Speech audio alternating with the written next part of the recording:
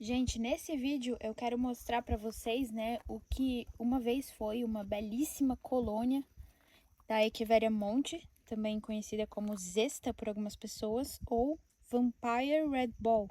Tô deixando os nomes aqui embaixo.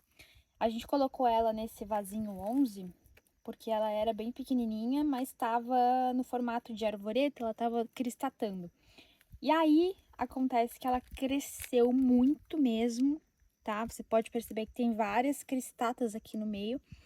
E ela acabou tombando, né? Várias partes dela acabaram tombando. Ela foi dando umas mudas aqui que foram crescendo também lá em cima da bancada, né? Então, várias mudas aqui que estão já estiolando, porque ficaram na sombra de outras plantas.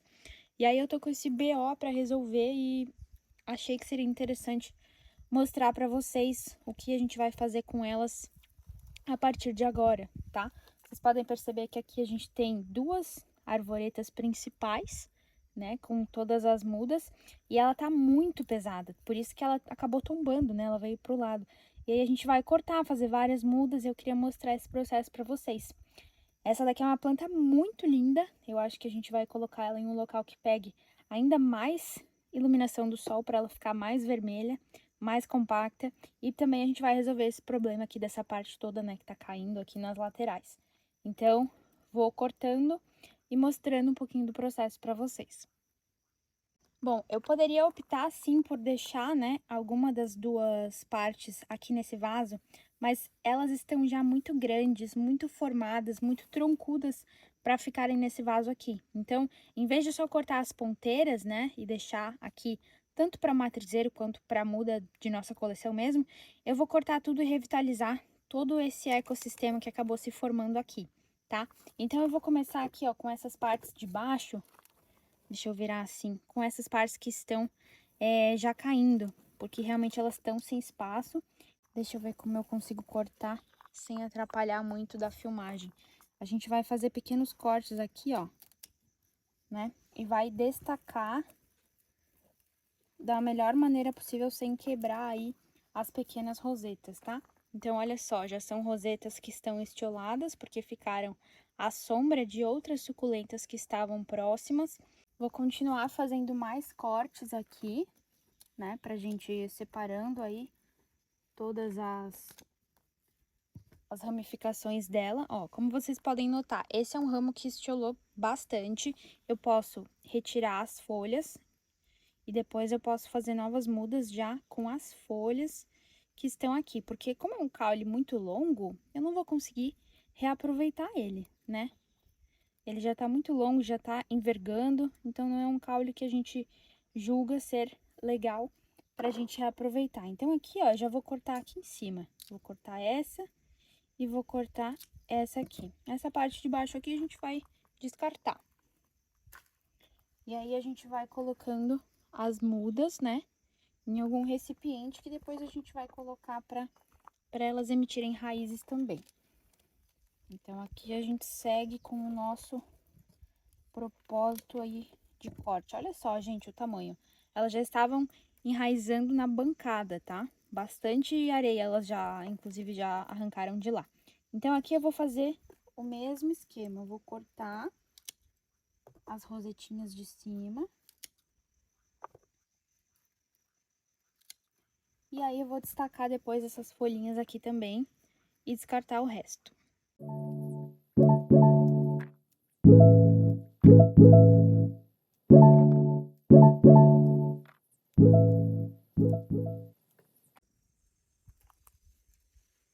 Como eu não vou ficar com essa parte de baixo aqui do caule, eu vou descartar, né, toda a parte que tá com esse caule antigo. Eu vou tirar aí todas as mudas, depois eu vejo como fazer exatamente a separação. Então, aqui, ó, eu já tô colocando as mudas que eu quero, né, tem algumas já maiores, algumas menores, algumas cristatas, e eu vou depois plantar e aguardar para que elas emitam novas raízes, tá?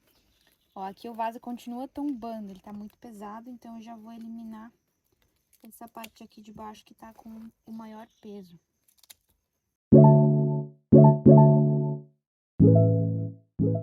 Removi todos os brotinhos da parte de cima, né? Todas as rosetas.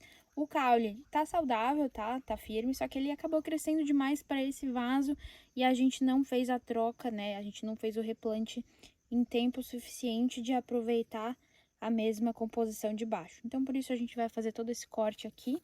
Olha só, deu bastante muda pra gente replantar e esperar que emita novas raízes. Essa parte aqui a gente vai descartar porque não vai ter mais serventia pra gente nesse primeiro momento. E aí aqui a gente vai naturalmente fazendo uma seleção, né, do que é bom, do que não é. Então a gente vai e faz aí pequenos cortes para separar as rosetas.